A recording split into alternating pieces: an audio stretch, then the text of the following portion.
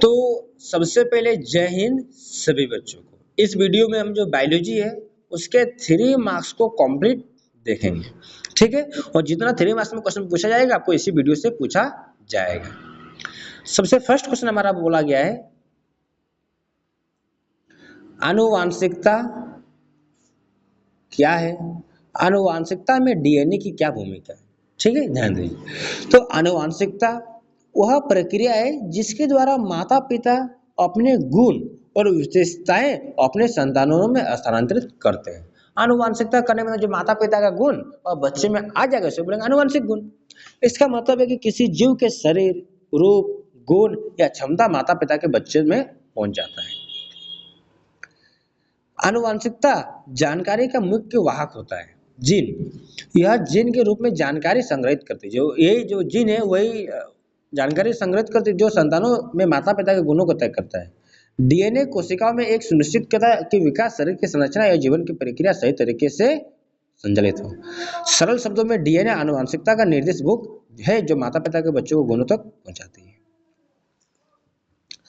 अगला क्वेश्चन बोला है, समजात अंग और समरूप अंग में आप क्या समझते हैं? ध्यान दीजिए। तो सबसे पहले जानेंगे कि समरूप अंग किसे कहते हैं, फिर जानेंगे कि जो समजात अंग किसे कहते हैं। ध्यान दीजिए।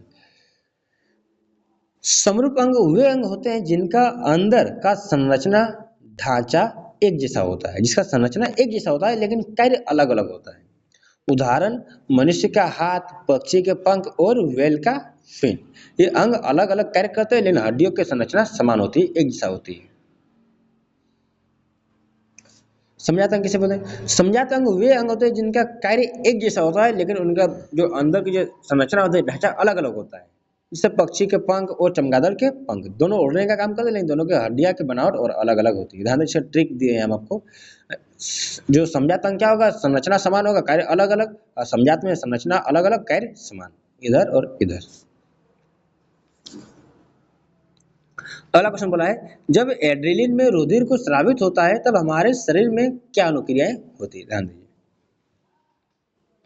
जब शरीर में एड्रेनलिन रुधिर में स्रावित होता है तब शरीर को तुरंत सक्रिय और सतर्क कर देता है। इसके प्रभाव से दिल की धड़कन तेज हो जाती है ताकि मांसपेशियों तक अधिक रक्त और ऑक्सीजन पहुंच सके। ठीक है। सांस लेने की गति बढ़ती है, तेजी से सांस लेने लगते हैं और शरीर में ऊर्जा बढ़ाने के लिए ग्लूकोज की मात्रा बढ़ जाती है। हमारे शरीर में ग्लूकोज की मात्रा बढ़ जाती है। और आप लोगों में से किसको किसको पता है कि सर ग्लूकोज का सूत्र क्या होता है, उसका रासायनिक सूत्र क्या होता है, तो कमेंट जरूर कीजिए। मांसपेशियां लड़ने या दौड़ने के लिए तैयार हो जाती है जबकि पाचन क्रिया थोड़ी धीमी हो जाती है। इस तरह एड्रेनलिन रुधिर को किसी खतरे या तनाव के समय मुक्त रूप से प्रतिक्रिया देने के लिए तैयार होता है। अगला क्वेश्चन बोला है, जीन क्या है? आनुवांशिकता में इसकी क्या भूमिका है? ध्यान दीजिए। जीन डीएनए का वो विशेष भाग है जो किसी विशेष गुण या लक्षण की जानकारी संग्रहित करती है और जो विशेष गुणों को संग्रहित करता है, जमा करता है। यह कोशिका के विकास, शरीर की बनावट और जीवन क्रिया को नियंत्रित करती है। देखिए उसकी भूमिका देखिए। जीन आनुवांशिकता की मूल इकाई है। माता पिता अपने जीन संतानों को देते हैं, ठीक है, जिसमें बच्चे में माता पिता के गुण और विशेषताएं प्रकट होती है। जीन ही यह तय करता है कि बालों का रंग, आंखों का रंग, शरीर की लंबाई या अन्य विशेषताएं, ठीक है, माता से मिलेगा कि पिता से मिलेगा। सरल शब्दों में जीन आनुवंशिकता के माध्यम से गुणों या लक्षणों को संतानों तक पहुंचाने का काम करती है। ओजोन क्या है? यह किसी परितंत्र में किस प्रकार प्रभावित करता है? ओजोन एक गैस है जिसका रासायनिक सूत्र O3 होता है। यह पृथ्वी के वायुमंडल के मुख्य रूप से स्ट्रेटोस्फीयर में पाया जाता है जो सूर्य से आने वाले हानिकारक पराबैंगनी किरण, जो अल्ट्रावायलेट किरण है, उससे सूरज जो पृथ्वी की रक्षा करता है।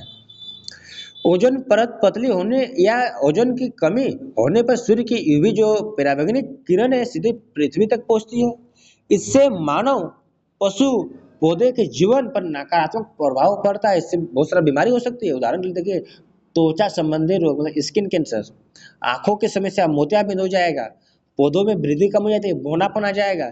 इसके अलावा समुद्री और तलीय जो परिस्थिति की जो वनस्पति पर जो जलीय जीव है उस पर भी हानि प्रभाव पड़ेगा। इसलिए ओजोन परत की सुरक्षित रहना पारिस्थितिक तंत्र के लिए बहुत जरूरी है। अगला क्वेश्चन बोला है, तो चलिए ध्यान देते कि हमारा नेक्स्ट क्वेश्चन क्या बोला है। बोला है कि जैव भू रासायनिक चक्र क्या है। ठीक है, ध्यान दीजिए। जैव भू रासायनिक चक्र, देखिए, वह प्राकृतिक प्रक्रिया है जिसके द्वारा पृथ्वी पर मौजूद जो जल, कार्बन, नाइट्रोजन और फास्फोरस और अन्य तत्वों को जीवित और निर्जीव तत्वों से लगातार घूमते रहता है, जो चक्कर की तरह घूमते रहता है। यह चक्र के माध्यम से आवश्यक पोषक तत्व वातावरण और जल और मिट्टी से जीवों तक पहुंचाते हैं, फिर वापस प्रकृति में लौटते हैं, मिल जाता है। यह चक्र पृथ्वी की पारिस्थितिक तंत्र को संतुलन बनाए रखने में मदद करता है। जो पृथ्वी की जो पारिस्थितिक तंत्र है उसको बनाए रखने में बहुत ज्यादा मदद करता है। इससे पौधों, जानवरों और मनुष्यों के जीवन के लिए आवश्यक तत्व निरंतर उपलब्ध होते रहते हैं और पर्यावरण में पोषक तत्वों की कमी की अधिकता होती है। नेक्स्ट क्वेश्चन बोला है,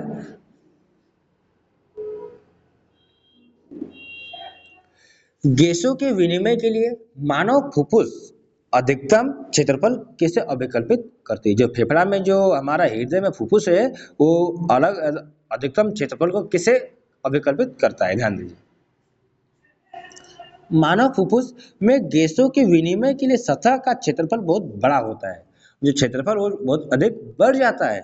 यह मुख्य रूप से एल्वियाई की संरचना के कारण संभव होता है। ठीक है, जो थैला जैसा होता है इसके कारण यह संभव हो पाता है। फुफ्फुस में लाखों छोटे छोटे एल्वियोली होते हैं जिनकी दीवारें पतली और नमी मुक्त होती है। प्रत्येक एल्वियोली के चारों ओर घने रुधिर वाहिका में जो नस वगैरह होती है। इस प्रकार बहुत सारे छोटे एल्वियोली के साथ जुड़े होने से कुल सतह का क्षेत्रफल 70 से 80 वर्ग मीटर में जो मीटर स्क्वायर तक पहुंच जाता है। यह बड़ी सतह सुनिश्चित करती है कि ऑक्सीजन और कार्बन डाइऑक्साइड का तेज प्रभाव आदान प्रदान से हो सके। हम जो ऑक्सीजन लेते हैं, जो कार्बन डाइऑक्साइड छोड़ते हैं, यह तेजी से हो सके। शरीर की कोशिकाओं तक पर्याप्त ऑक्सीजन पहुंचाते और विशिष्ट गैसों को बाहर निकालते, जो हानिकारक गैस उसको बाहर निकालता है। अगला क्वेश्चन बोला गया है कि आयोडीन युक्त नमक की उपयोग की सलाह क्यों दी जाती है, ध्यान दीजिए।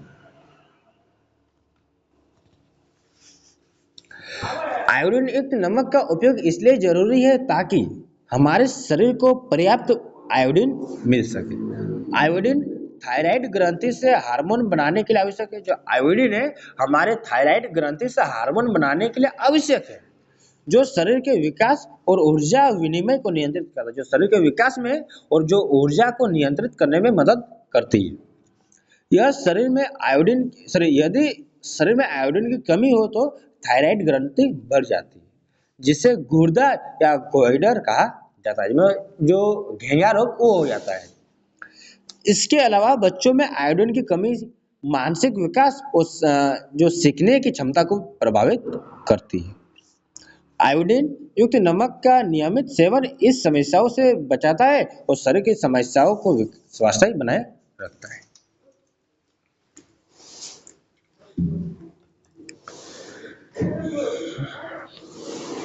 चलिए ध्यान देते हमारा नेक्स्ट क्वेश्चन क्या बोला है। ठीक है, ध्यान दीजिए।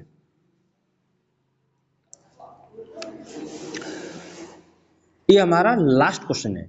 मधुमेह के कुछ रोगियों की चिकित्सा इंसुलिन के इंजेक्शन देकर क्यों किया जाता है। ठीक है, ध्यान दीजिए। मधुमेह एक ऐसी स्थिति है जिसमें शरीर में ब्लड शुगर में जो ग्लूकोज है या जो सुक्रोज की मात्रा बढ़ जाती है, उसका नियंत्रण ठीक से नहीं हो पाता है।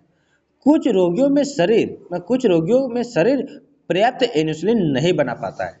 ठीक है, जो पर्याप्त मात्रा में ग्लूकोज या सुक्रोज बना नहीं पाता है, जो रक्त में ग्लूकोज की कोशिकाओं तक पहुंचाने के लिए जरूरी है। जो रक्त को ग्लूकोज को कोशिकाओं तक पहुंचाने में ऊर्जा प्रदान करने के लिए बहुत ज्यादा कंपलसरी है। अगर ग्लूकोज नहीं बन पाएगा तो हमारे शरीर में एनर्जी कमी हो जाएगी। इस कारण रक्त में ग्लूकोज की मात्रा बढ़ जाती है। देखिए, ऐसे रोगियों की चिकित्सा इंसुलिन की इंजेक्शन देकर की जाती है क्योंकि यह इंसुलिन रक्त में ग्लूकोज को कोशिकाओं में प्रवेश करने में मदद करता है और ब्लड शुगर का स्तर सामान्य रखता है। जो ब्लड शुगर उसके जो नियंत्रण कंट्रोल ठीक से बनाए रखता है। इस तरह इंसुलिन मधुमेह की जो शुगर के पेशेंट के लिए जीवन रक्षा का काम करती है। ठीक है, तो इस वीडियो में हमारा थ्योरी मार्क्स भी खत्म हो चुका है। अब नेक्स्ट वीडियो हम क्या पढ़ेंगे, साइंस का जो बायोलॉजी है उसके 5 मार्क्स के बारे में। ठीक है, तो 10 क्वेश्चन पढ़ाए हैं, 10 क्वेश्चन से आपका 3 क्वेश्चन या तो 2 क्वेश्चन कन्फर्म एग्जाम में पूछा जाएगा। मिलते हैं नेक्स्ट वीडियो में, तब तक के लिए जय हिंद।